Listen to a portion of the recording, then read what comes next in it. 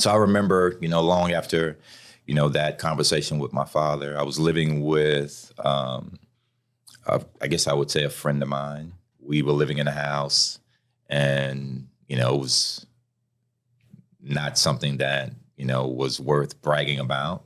But no one in my family really knew where I was living. Intentionally, I didn't want anyone to know where I was. I was just living with this guy.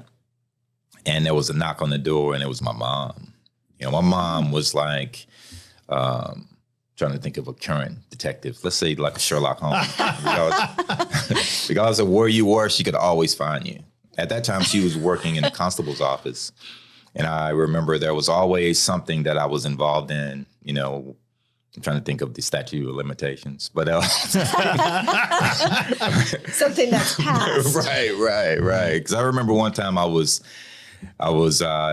in a vehicle pursuit. The police were chasing me, and I got away. And my mom, a few days later, she said, "I heard them chasing you on the radio." Wow. And that's all she said.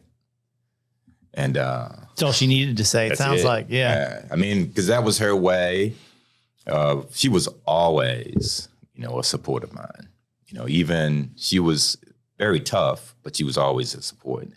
And that was her way of letting me know that she was still watching me, even though I was not living under her roof.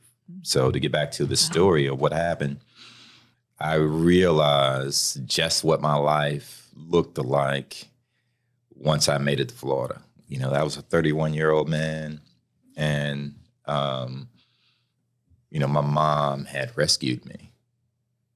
That she had rescued me from a life that I had determined was going to be my life. I accepted that there was no way out of it, and that I was going to embrace it. Literally, I decided I'm just going to do this. Just resigned to it. Yeah. So I think about you as a third, that there's so much power there for parents, especially, and people who love people who are struggling.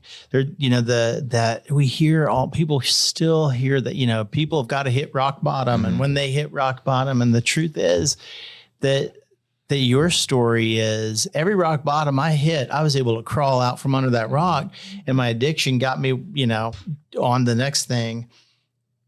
Someone just asked.